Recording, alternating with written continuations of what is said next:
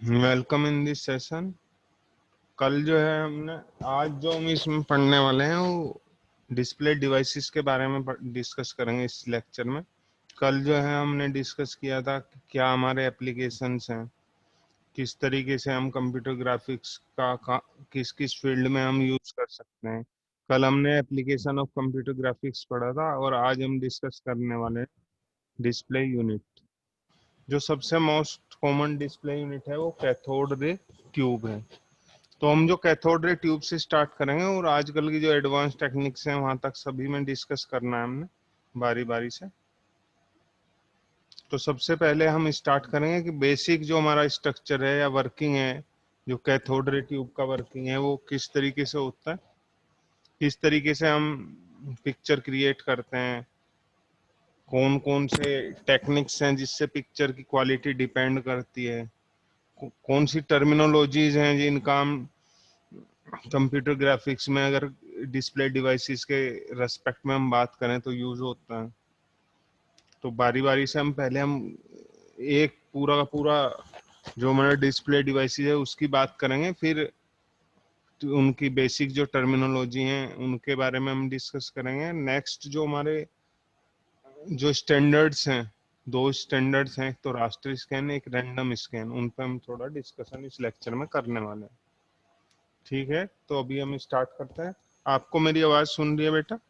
Hello yes hello. Sir. Yes sir. ठीक, okay बेटे, शुरू करते हैं अब हम।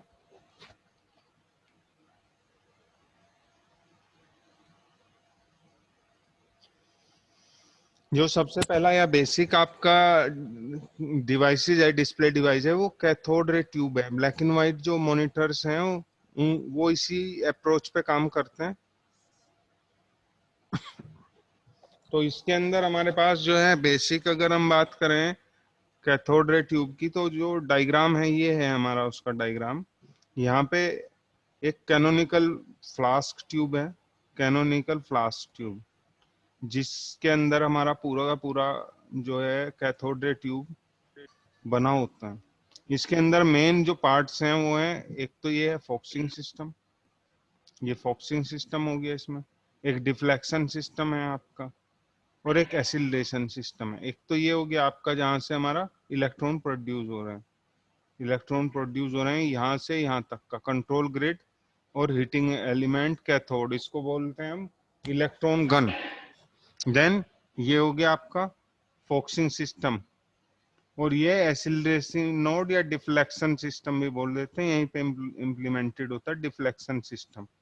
एसिलरेट भी करता है और उसको पूरा डिफ्लेक्ट भी करता है। डिफ्लेक्ट का मतलब जैसे यहाँ से हमारा इलेक्ट्रॉन प्रोड्यूस हुए, यहाँ से सबसे ज्यादा जो हीटअप होता है वो यहाँ होता है, यहाँ पे एक फिलामेंट होता है। फिलामेंट ऐसा होता है जैसे आपने देखा होगा बल्ब होता है ना, पहले उसमें फिलामेंट लगा होता था, तो सेम इसी तरह का फिलामेंट यहाँ पे होता है। वो हीट अप करता है किसको? कैथोड को। कैथोड जैसे हीट अप होगा तो वहां से इलेक्ट्रॉन प्रोड्यूस होने शुरू होंगे, और ये इलेक्ट्रॉन प्रोड्यूस जो होंगे वो उनको एक बीम में कन्वर्ट का काम करने, बीम में कन्वर्ट करेगा एक कंट्रोल ग्रिड।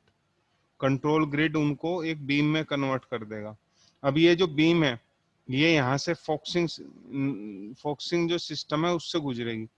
फोक्सिंग सिस्टम का काम क्या है? जो हमारे इलेक्ट्रॉन्स कैथोड कंट्रोल ग्रिड ने नंबर ऑफ इलेक्ट्रॉन्स जो है बीम में उनको कंट्रोल करना है कि जो हमारे इलेक्ट्रॉन बीम है वो उससे कितने इलेक्ट्रॉन जा रहे हैं, ये काम है कंट्रोल ग्रिड का। और फोक्सिंग सिस्टम कुछ जो कंट्रोल ग्रिड करता है और कुछ फोक्सिंग सिस्टम मिलके उसे सारे इलेक्ट्रॉन को एक स्ट्रेट बीम में कन्वर्ट कर देते हैं। अब ये जो बीम आ रही है, अगर ये वाला सिस्टम खत्म कर दिया जाए यहाँ पे डिफ्लेक्शन या एसिलेशन नोड, तो ये सीधे यहाँ जाके हिट होगा और एक स्पॉट जनरेट करेगा। सिर्फ पूरी स्क्रीन पे सिर्फ एक स्पॉट दिखाई देगा और हमें कोई भी पिक्चर यहाँ पे नहीं दिखाई देगी। तो यहाँ पे जो है एसिलरेटिंग नोड जो यहाँ लिखा हुआ है इसी के साथ एसोसिएटेड होता है डिफ्लेक्शन सिस्टम। और डिफ्लेक्शन सिस्टम क्या करता है? ये जो नोड बीम आ रही है इसको पूरी स्क्रीन पे स्प्रेड आउट कर देता है, हॉरिजॉन्टल और वर्टिकल पूरा स्प्रेड आउट कर देता है इसको। अब ये जो पूरा काम है इस यहाँ पे जब स्प्रेड आउट हो जाएगी तो यहाँ से जो इलेक्ट्रॉन चला, इलेक्ट्रॉन जाके कहाँ हिट होता है, इलेक्ट्रॉन हिट होता है इस स्क्रीन पे, और यहाँ पे इन अंदर की तरफ में फॉस्फर का कोटेशन होता है।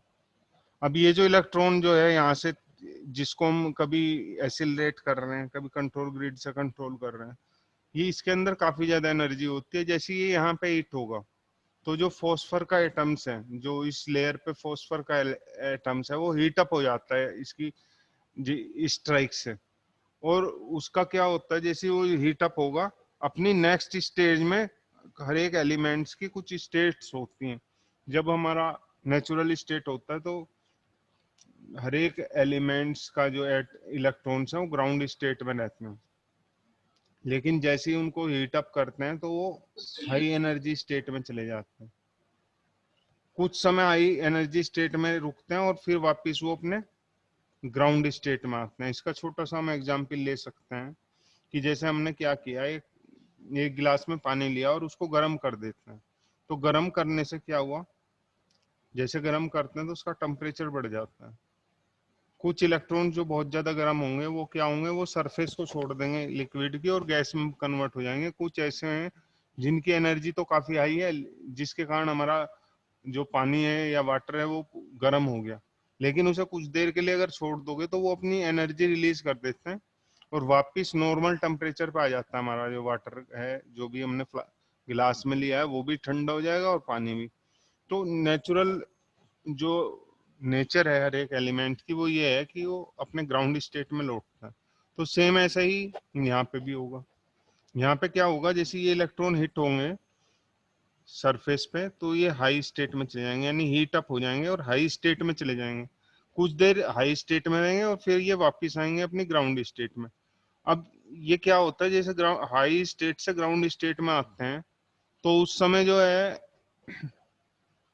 ग्राउंड स्टेट में आते समय ये जो अपनी एनर्जी है वो लाइट की फॉर्म में रिलीज करते हैं। यानी यहाँ पे जो हमारी एनर्जी है वो लाइट की फॉर्म में रिलीज होगी, और वो जो लाइट है जो सेकंड से भी बहुत कम समय के लिए प्रोड्यूस होती है, उस समय हमें पिक्चर्स स्क्रीन पे दिखाई देती है।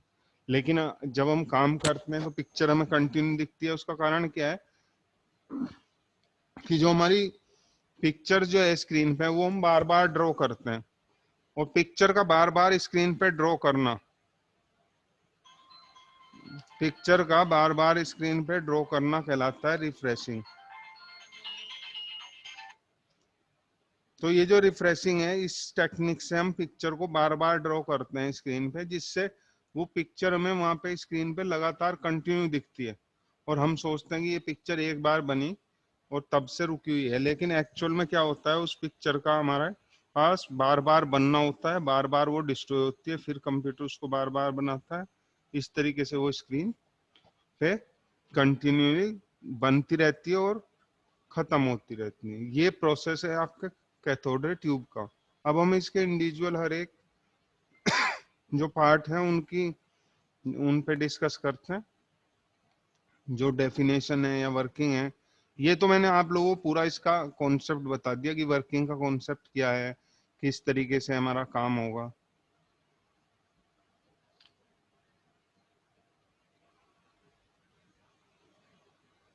The operation of CRT is very simple. The electron gun emit a beam of electron. जो हमारा कैथोड है वहां से क्या होगा, इलेक्ट्रॉन्स गन, इलेक्ट्रॉन्स गन के अंदर तीन चीजें होंगी। कैथोड भी इलेक्ट्रॉन गन के अंदर होगा, फिलामेंट भी होगा, कंट्रोल ग्रिड भी होगी। इसका काम है इलेक्ट्रॉन बीम का प्रोड्यूस करना। The electron beam pass through the focusing and deflection system. अब जो इलेक्ट्रॉन बीम जो प्रोड्यूस हुई थी वो फोकसिंग सिस्टम से गुजरेगी और डिफ्लेक्शन सिस्टम से, that directed toward the specific position on phosphor coated screen. जो हमारी सामने की स्क्रीन है ये वाली, यहाँ से जाएगी इलेक्ट्रॉन बीम और इस पे जाके हिट करने वाली है। When electron beam hit the screen, the phosphor emit a small spot of light at each position contracted by the electron beam. जहां से भी वो जैसे इलेक्ट्रॉन के पास कॉन्टैक्ट होगा बीम का, तो वो वहां से क्या होगा, एक स्मॉल स्पॉट्स जनरेट होगा लाइट का। It read the picture bye directing electron beam back over the same screen point quickly. वही जो मैं आपको थोड़ी देर पहले अभी बता रहा था कि जो है बार बार पिक्चर हमें ड्रा करनी होती है, बार बार पिक्चर को हम ड्रा करते हैं क्योंकि बहुत समय, कम समय के लिए रुकती है वो स्क्रीन पे। ठीक है, तो इसको हमें बार बार जो रीड्रा करना होता है उसको बोलते हैं रिफ्रेशिंग। अब जो है इसके बाद है हमारा रास्टर सिस्टम, लेकिन रास्टर सिस्टम को हम डिस्कस करने से पहले कुछ टर्मिनोलॉजीज हैं जिनको हमने डिस्कस करना है, वो मैं आपको बता देता हूँ।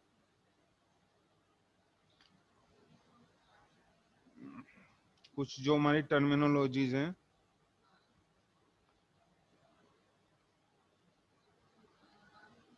सबसे पहली जो टर्मिनोलॉजी है वो है रिजोल्यूशन।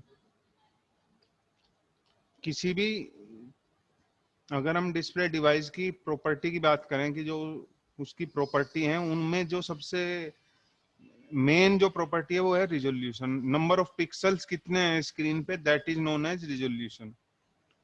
कि हमारे जो रिजोल्यूशन है वो किस तरीके से शो होता है किसी भी डिवाइसेस का, ये दिखाया हुआ है जैसे 614 टू 480, यानी number of pixel in X direction, this is X direction and this is Y direction. तो ये हमारी स्क्रीन की वाई डायरेक्शन होगी और ये एक्स डायरेक्शन होगी। तो एक्स डायरेक्शन पे कितने पिक्सल हैं और वाई डायरेक्शन पे कितने पिक्सल्स हैं, इनको इस तरीके से शो करते हैं, तो ये रिजोल्यूशन कहलाता है। और जो हमारी पिक्चर की शार्पनेस है किसी भी डिवाइस पे, जो हमारी पिक्चर की शार्पनेस है वो डिपेंड करती है उसके रिजोल्यूशन पे। अगर रिजोल्यूशन अच्छा है डिवाइसेस का तो पिक्चर साफ दिखाई देगी, आपको ब्राइट दिखाई देगी। यहाँ स्पेशली कुछ हमारी टर्म्स हैं, परसिस्टेंट जो टर्म है वो कैथोड रे ट्यूब के लिए हमने यूज की हुई है यहाँ पे। परसिस्टेंट का मतलब है कि हमारा जो फॉस्फर है उसकी एक प्रॉपर्टी है कि जब हमारी इलेक्ट्रॉन बीम जो है जनरेट हुई और उसके बाद फॉस्फर जो सरफेस है उस पर टकराने के बाद क्या हुआ कि हमारा फॉस्फर हाई स्टेट में मूव हो गया, कुछ समय हाई स्टेट में रहा और उसने अपनी एनर्जी रिलीज कर दी। उस एनर्जी को रिलीज करने के बाद अपनी ग्राउंड स्टेट में आया। तो परसिस्टेंट क्या बोलता है कि उसकी जो हाई स्टेट में जाने पे जो एनर्जी थी उससे 1/10 एनर्जी कितने समय बाद उसकी एनर्जी रहेगी, वो कितनी बची 1/10, कितना समय लगा 1/10 होने में, that is known as persistent. Measures of the time of phosphor brightness or to drop to 1/10 of its initial value। Suppose हमारा जो है जैसे ही हिट हुआ इलेक्ट्रॉन फॉस्फर पे, तो हमारा जो लेवल है, यानी बैटरी हमारी जो थी फॉस्फर की, जैसे हम बैटरी बोल देते ना मोबाइल में बैटरी, ऐसी फॉस्फर भी रिचार्ज हो जाता है। जैसे हमारे बैटरी रिचार्ज हुआ, हमने 100% अपनी बैटरी रिचार्ज कर ली मोबाइल में, अब हम उसको यूज कर रहे हैं, तो वो 10% कब, कितने समय में 10% बचती है, तो वो टाइम 100 पे हमारी बैटरी थी, अब हमारी 10 रहेगी। तो यानी वो जो टाइम लगा 100 से 10 तक डिस्चार्ज होने में, ऐसे ही हमारा फॉस्फर का इलेक्ट्रॉन 100% एनर्जी थी वहां और अब 10% रहेगी उसकी एनर्जी, तो उसमें जो टाइम लगा हुआ that is known as persistent.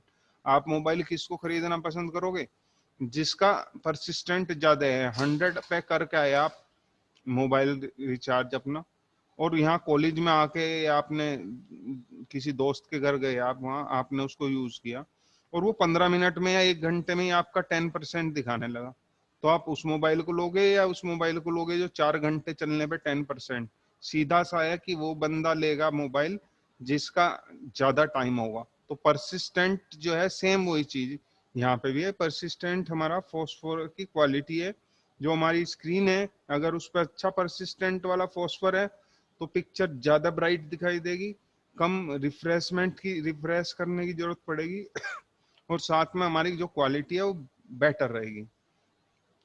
Next हमने यहाँ पे जो है एक न्यूमेरिकल प्रॉब्लम भी रखी हुई है जो कभी कभी पेपर में पूछ ली जाती है। कि हमारे पास एक रास्टर स्कैन सिस्टम है। रास्टर स्कैन सिस्टम अभी हम डिस्कस करने वाले हैं। नॉर्मली आप सीधी अगर लैंग्वेज में बात करें तो हर एक जो हम सिस्टम यूज करते हैं वो रास्टर स्कैन ही है। वो मैं बता दूंगा क्यों है रास्टर स्कैन, रैंडम स्कैन क्या है, रास्टर स्कैन क्या है, वो सारी चीजें हम डिस्कस कर लेंगे। लेकिन फिलहाल ये समझ लें कि आप जो सिस्टम यूज कर रहे हैं वो रास्टर स्कैन सिस्टम है और उसका रिजोल्यूशन है 614 टू 480। हमें फ्रेम बफर का साइज पता करना है। जैसे फ्रेम बफर होता क्या है, बात ये आती है कि नई टर्मिनोलॉजी आ गई भाई फ्रेम बफर। तो फ्रेम बफर क्या है कि जो हमारी मेमोरी है, जो हमारी पिक्चर्स है वो मेमोरी लेगी। क्योंकि पिक्चर्स किस फॉर्म में होती है, डिजिटाइज फॉर्म में, 0 1 के फॉर्म में। It also consume some memory. तो वो मेमोरी जो है मेन मेमोरी से एक अलग मेमोरी बनती है, that is known as frame memory. तो फ्रेम मेमोरी में जो हमारा एक स्क्रीन पे जो प्लॉटिंग एरिया है, जितना इस मेमोरी लग रही है हमारे पूरे एक स्क्रीन को प्लॉट करने में, उसको हम बोलते हैं फ्रेम साइज। अब ये कह रहा है फ्रेम साइज कितना होगा, फ्रेम बफर का फ्रेम साइज कितना होगा उस स्क्रीन का जिस पे 614 टू 480 रिजोल्यूशन है और एक पिक्सल बनाने के लिए 12 बिट की हमें यूज हो रही है। तो इसको करना कैसे है कि आपको क्या करना है, सबसे पहले 640 की इंटू करेंगे हम। हमने करी यहाँ इंटू, ये इंटू 480, ये तो हमारा रिजोल्यूशन हो गया। फिर हमने करा दोबारा से इंटू की, कितना बिट लग रहा है 12, ये आ गया आपका आंसर जो है बिट्स में।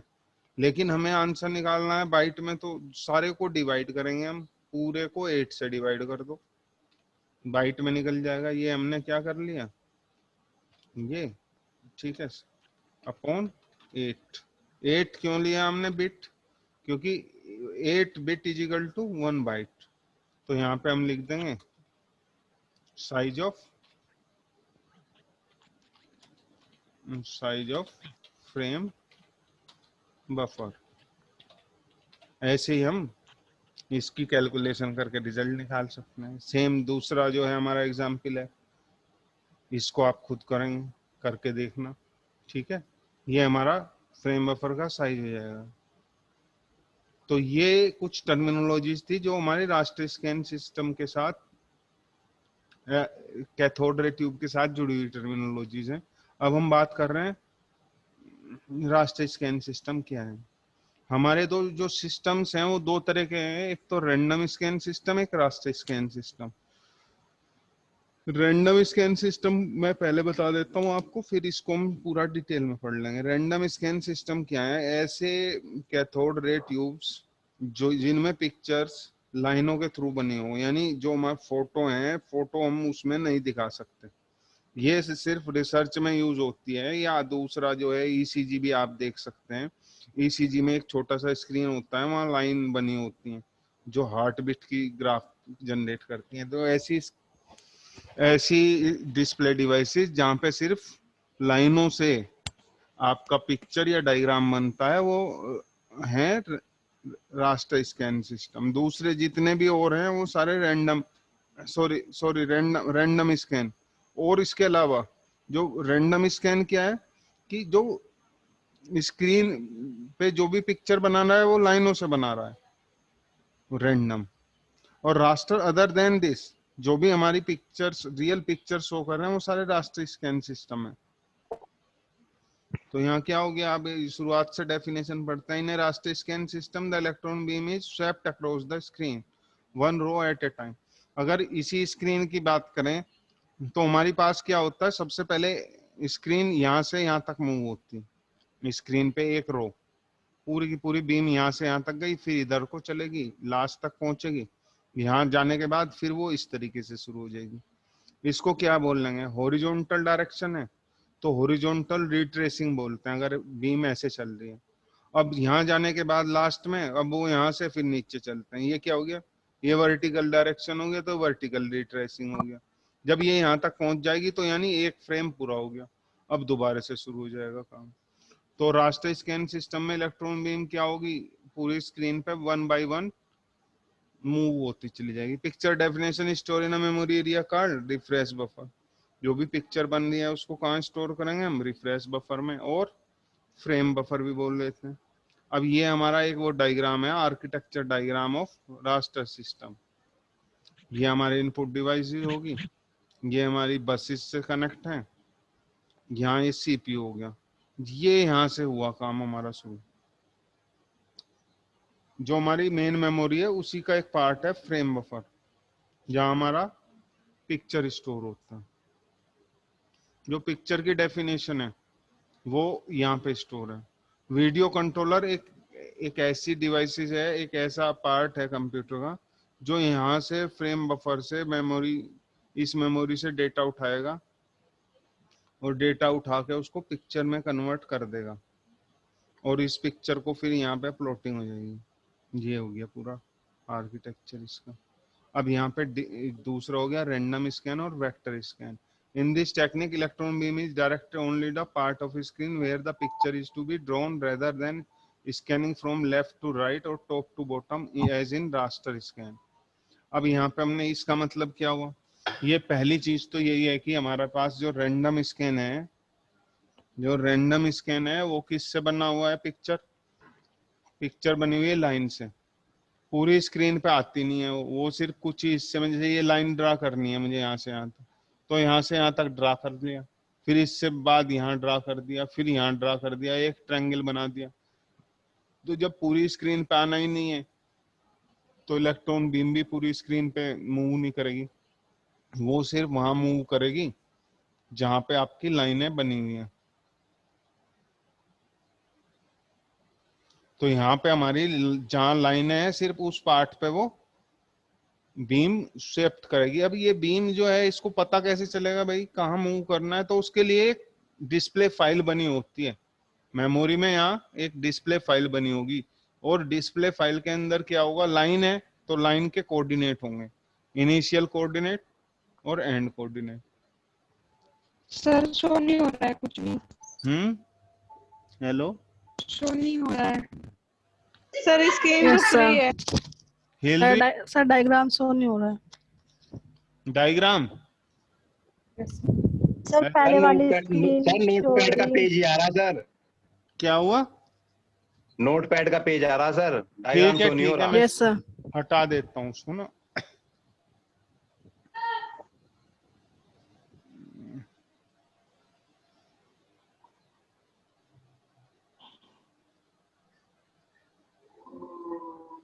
अब दिख रहा है?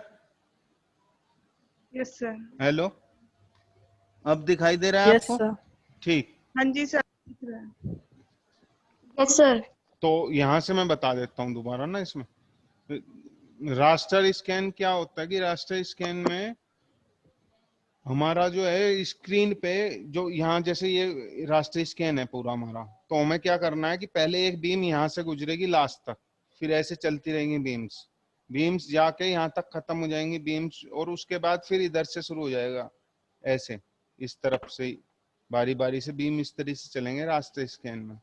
और जैसे जैसे ये लास्ट में यहाँ पहुंच जाएगा तब तो क्या होगा कि हमारा पूरा एक फ्रेम कंप्लीट, इसके बाद दोबारा शुरू। अब यहाँ तक का जब कंप्लीट होगा तो हम क्या कहेंगे कि एक फ्रेम हमारा स्कैन हो गया।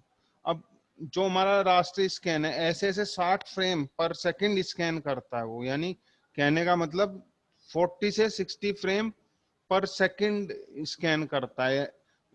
सबसे पहले आपके इस तरफ घूमेंगे स्क्रीन, जो बीम है सबसे पहले आपको स्क्रीन पे इस तरफ से चलेंगे, फिर इस तरफ से घूमते जाएंगे, यानी इस तरफ से जब यहाँ को जा रहे हैं, ये कौन सी डायरेक्शन होगी, हॉरिजॉन्टल डायरेक्शन, तो इसको बोलते हैं हॉरिजॉन्टल रिट्रेसिंग, हॉरिजॉन्टल रिट्रेसिंग बोलते हैं इसको। और जब लाइन इस तरफ स्वेप्ट करती है तो इसको वर्टिकल रिट्रेसिंग बोलते हैं। और पिक्चर की जो डेफिनेशन है वो स्टोर होगी रिफ्रेश बफर में, या इसको फ्रेम बफर भी बोल देते हैं। अब यहाँ पे ये जो डायग्राम है ये आर्किटेक्चर शो कर रहा है एक बेसिक रास्टर सिस्टम का। ये हमारी इनपुट आउटपुट डिवाइस है, ये हमारी सिस्टम बस होगी, ये सीपीयू होगी, ये मेन मेमोरी है हमारी पूरी। मेन मेमोरी का ही एक पार्ट है फ्रेम बफर।